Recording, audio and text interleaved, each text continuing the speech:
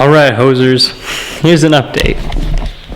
We got lots of handles made. I made all of the wedges out of hickory, and they almost completely fill up this box that used to have welding electrodes in it. And I left a few undone in case I need some special wedges, maybe if I need a thicker one or a thinner one or longer one, so I have options. So there's the 2.5 pounders over there. There's the 3.5 pounder pile, one on the anvil and most of them are on the ground. And then I was grinding hammers today. I ground all of the 4.5 pounders, which isn't that many. There's 11 of them, I think. And they're looking mighty fantastic. And what I'm doing right now is I obviously need a way to heat treat all of these hammers. Whoop, I'm gonna get out of the light. To heat treat all of these hammers, and that's gonna be coming up real soon. I would like to grind and heat treat 10 hammers a day. That's my goal. I wanna see if I can do that. And I wanna build this heat treating forge with a burner that just comes in at opposing ends. Sorry, this is really hard for me to do with one hand, and then that would heat the hammer faces up and not the cheeks as much. I'll just stop here and let you know that that idea was a complete failure.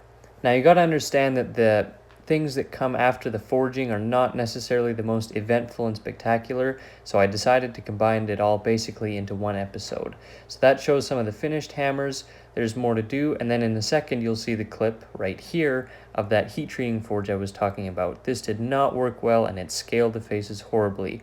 I ended up using my original gas forge and just made a few modifications, and that worked just fine. But this looks pretty cool. So the next thing you're going to see is radiusing the inside of the hammer eye with a die grinder. This helps funnel the wood into the eye and make sure that the fit is really nice and clean. So what comes after the forging is first of all the rough grinding, and then going up the grits to the Trizac belt, which I will discuss later in this episode. Then comes the hardening, where the faces are heated up cherry red and quenched in water. You'll see that in a second.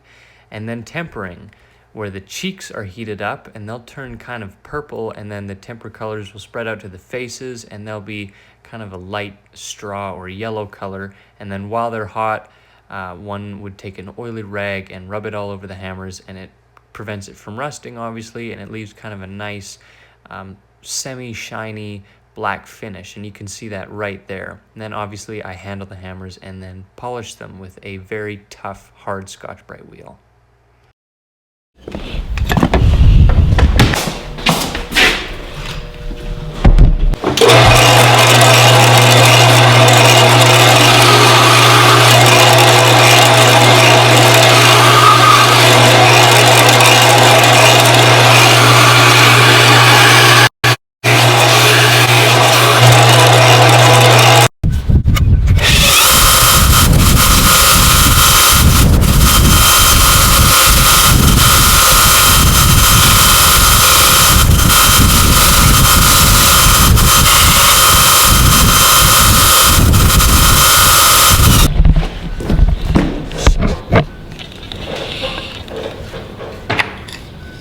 Okay, so I've gone ahead and driven all of the handles into the hammers. I polished the faces afterwards, or at least I'm going to try that on these, for the sake of kind of preserving the polish on the faces as much as possible.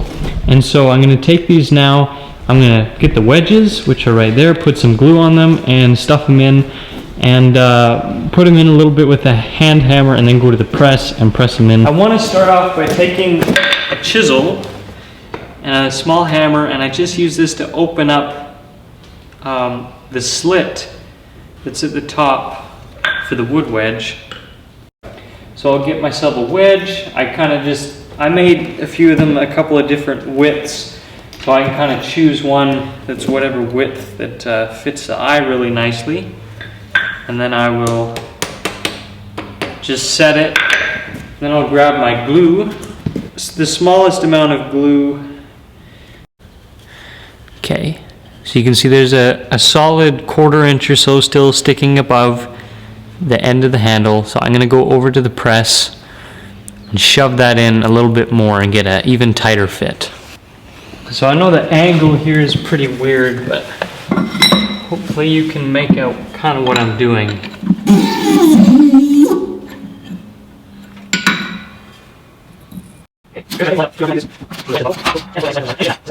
Look at it. That's pretty darn tight. It's really tight. So I got it another little bit, and that's very good. So I'm gonna call it quits. And now I do that to all the hammers.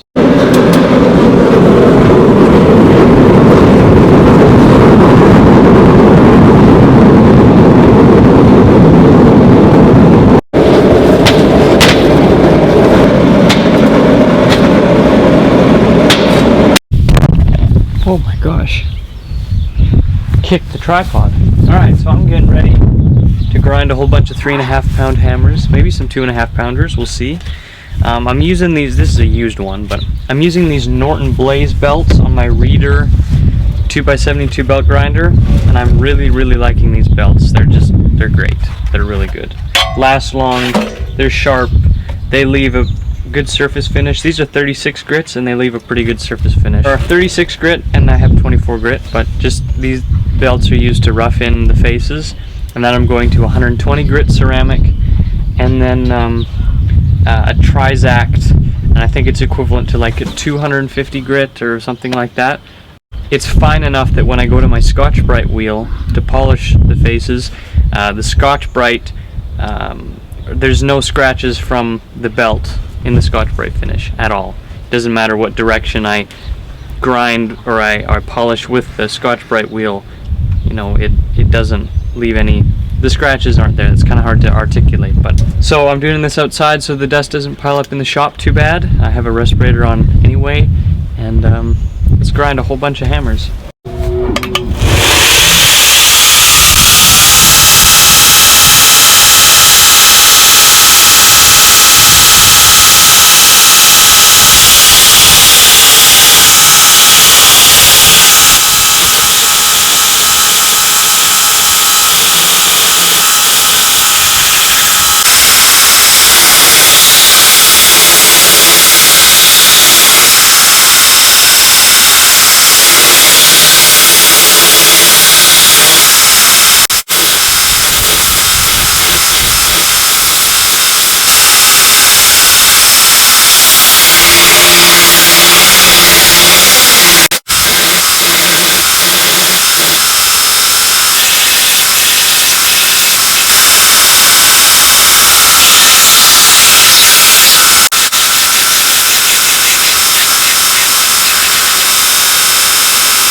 So there's a lot that's happened since we last talked.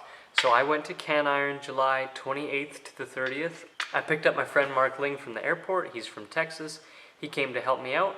We had a blast of a time. We made lots of cool things, including a two-handled sledgehammer. If you want to see pictures from Can Iron and the two-handled sledge, check out my Instagram. You might have to go back a ways, but it's got lots of pictures and the little description write-ups about stuff. We had a family reunion. Also, I think that you have not seen all of the new machine tools that I have gotten since the last video. And they are in here. Check out this. So this is a Bradford lathe that I'm focusing on right now.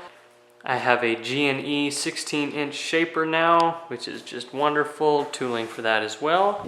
And a little miniature South Bend shaper. This is just the coolest, cutest little thing ever. Look at that. You can see South Bend on it. Great, great little shaper. There's a stack of hammers. Let's start eating through them. I also wanted to answer, maybe it doesn't show up right now, but sometimes there's these marks, you can kind of see it, kind of around my face. And what those are is the marks from my respirator. That's where they were, and the sweat that gathers the dust from the outside kind of resides there. So that's what that is. So when I film these scenes, when I just take my respirator off, that's where those lines, sorry about the light, that's where those lines come from. So cool news, we have all of the hammers ground, kind of. So these are all of the rest of the 3.5 pounders, and there's some 2.5 pounders ready to be handled, 2.5 pounders on the forge ready to be heat treated. And there's a couple that need to be, I want to do some reforging on to try and save them, just because they're not like super duper nice, and I want to try and fix them up a little bit instead of throwing them away. But it's a lot of hammers right there. I know that there's not a lot of work being shown, it's just kind of me talking. So first of all, I've been doing a lot of fiddling. I've been recording an album and at some fiddle contests, but I've been starting to work back in the shop the last couple of days, and we're getting the hammers done at a pretty good pace.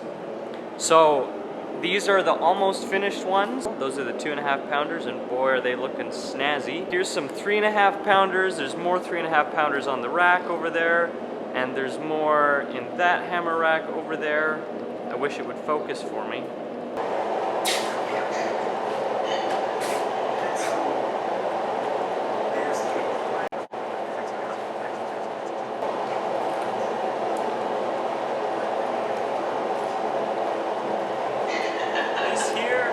Last hammer to be quenched from the Alec Steele batch. That is the last one to be quenched.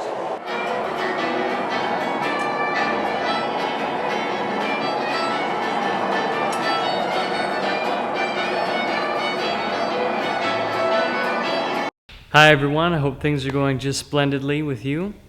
I haven't gotten able to make a lot of footage the last few days as I've finished up these hammers. Most of it, of course, was just fitting handles, charring handles with a torch, and putting the oil on them and things like that. But all the hammers are actually finished now. Here are some of them. These were the last ones to be finished. So what happened was all of the handles were charred with a torch. They had a mixture of pine tar and linseed oil put on them that soaked in. Obviously the faces were polished after that, and then everything is oiled. So the faces were oiled so they won't rust, and the rest of the hammers are kind of oily so they won't rust. Here's a whole nother whack of them right there. That's a lot of hammers. That's about 40% of them.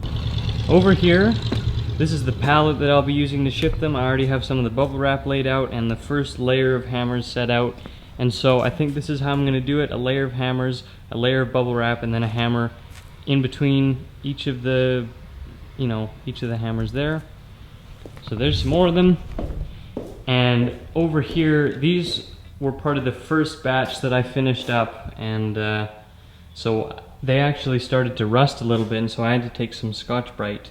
My brother helped me, which was really nice, and we just had to take some Scotch-Brite, I wish it would focus, and clean up some of the rust, and then put some oil on it. They look just fantastic now. I've also been doing a lot of work to the rest of the shop, trying to get it organized and cleaned up. This is the old part of the shop. Okay, we got all of the hammers in the box. These were the last ones to go in. These are the 4.5 pounders, all layered up on the bubble wrap, and we're gonna just cover the whole thing, make sure none of the hammers can move around, and probably cut either a piece of plywood or planks and screw them to the top and get it all sealed up and ready to go. Hola amigos. So as you can see, the hammers have a top on them now. They're all packed up, they're all ready to go. It is August 21st. And I'm leaving tomorrow for the Canadian Grandmasters, the Fiddling Championship. So for the last week I've been practicing hard. There's been no shop work. I've been dealing just with the brokering and the shipping companies, trying to get this shipped off. So hopefully this will get shipped while I'm away. I'll be in Abbotsford, BC. This is the only hammer that was left over.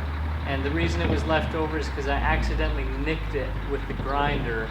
You might be able to see right on the top there's a little shiny spot, and which doesn't look very nice. And so even though it's too bad, it was a stupid mistake. So this hammer, I guess, stays with me. But there's lots of messed up hammers, which I'll talk about another time. I'll make another episode about it. But for now, this is the Alec Steele hammer, 100 hammer deal palette thing done. This is the last official episode. This is it.